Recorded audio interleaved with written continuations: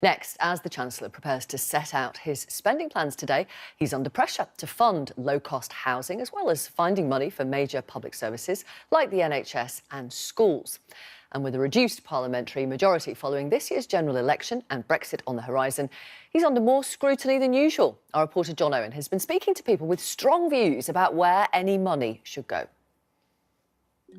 So, it's all eyes on this man.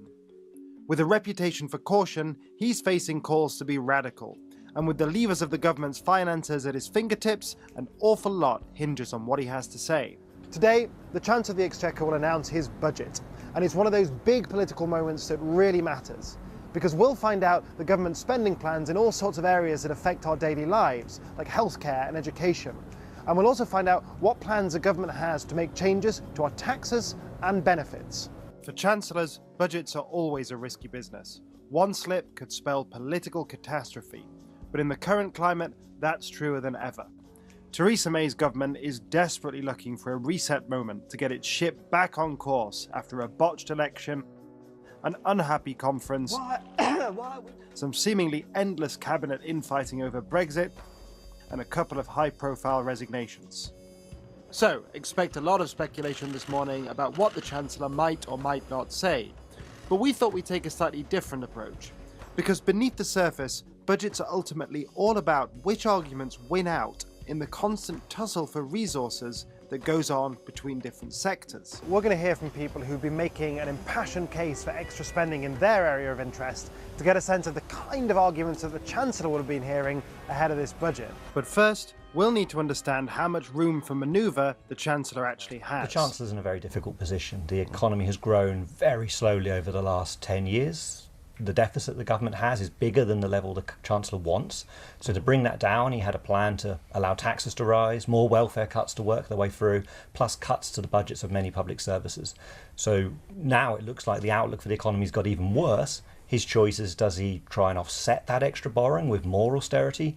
Does he add to it with perhaps some giveaways? Very difficult decision, all made on top of the uncertainty around Brexit and a very slim parliamentary majority. So, with those tough conditions in mind, where should the Chancellor concentrate any spending power he has?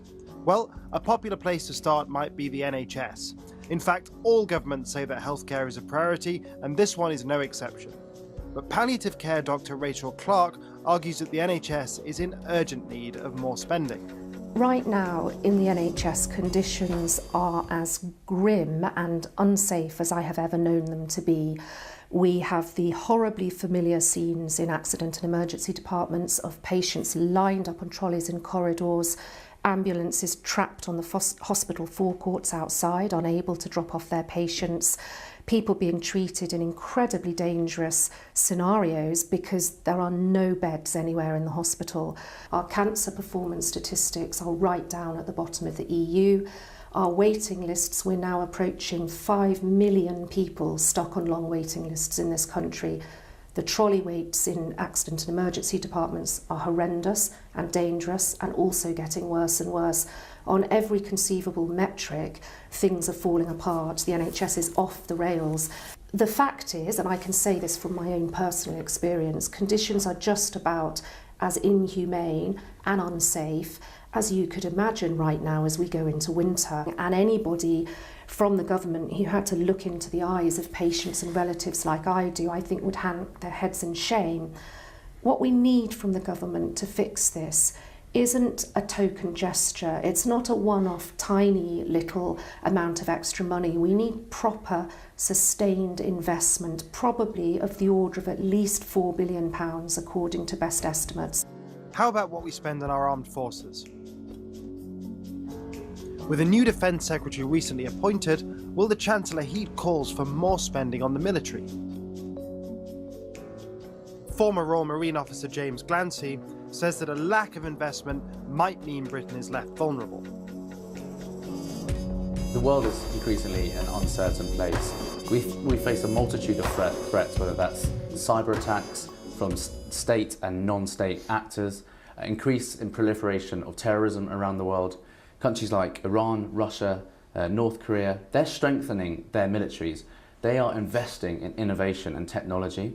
That mix of threats that Britain faces now and in the future, we simply do not have the capability to respond to all those. We've been salami slicing and cutting the defence budget, which means all our services, the Navy, the Army and the RAF have less numbers, they have less equipment, and they have not kept up with the pace of change that we're seeing globally. What we'd hope to see right now in defence from the Treasury is an increase in defence spending, a minimum of £2 billion a year for the next 4 years. The UK's housing crisis has also been creeping up the political agenda recently, as more and more people are paying high rents and are unable to raise enough money to get onto the property ladder. The Chancellor has already said that he'll announce plans to build 300,000 homes a year, but Conservative backbencher and former Planning Minister Nick Boles is calling for more radicalism. We have a critical problem which is having a huge economic impact and a social impact. It's actually making our economy less efficient, and it's making lives miserable that people are not able to afford their own home. I think the fundamental problem we have is that we've been relying on the private sector house builders to build enough homes to meet our housing need, and our housing is growing because our population is growing, partly because of ageing, partly because of immigration, partly because people want to move out from home at an earlier age. And we can't just rely on the private sector house builders to do it all. They've never done it all throughout the history of the country. Since we introduced the planning system, they've only ever done a share of it. What we need is for government to get back into the business of building substantial numbers of houses every year. So what I'm proposing is that we create a new Grenfell Housing Commission, called that obviously as a memorial to the people who died in the Grenfell Tower fire, which would actually commission 50,000 new affordable homes every year. And by affordable, I mean genuinely affordable, like council houses and flats, homes that people who are working in, say, the NHS can afford to move into and eventually, hopefully, to buy. Of the many arguments over resources being had around Whitehall at the moment, none have been more fierce than those relating to the government's flagship welfare reform, Universal Credit.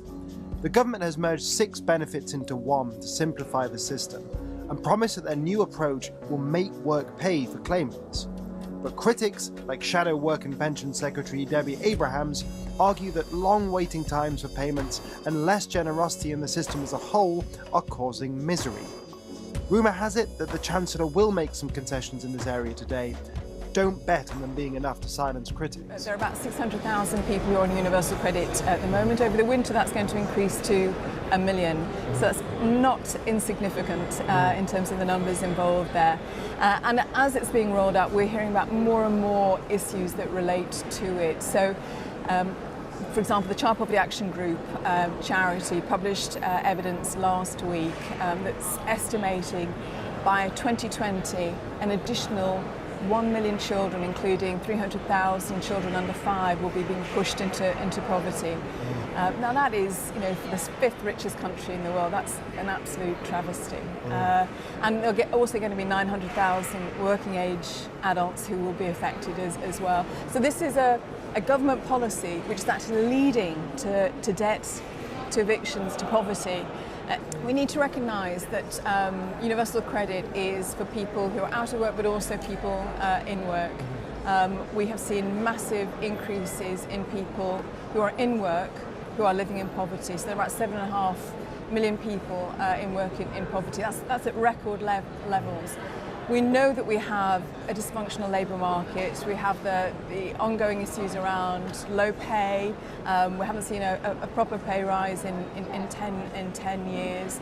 And on top of that, we have a dysfunctional social security system. So the social security system, including universal credit, is meant to be there as a safety net, and it's not doing that. And as I say, if we recognise that we do not find it acceptable for people in work to be living in poverty, for their children to be living in poverty, then we need to do something about it. And I know from speaking to people and also from the evidence that the majority of people find this totally unacceptable and feel that there should be this safety net, and it's not there.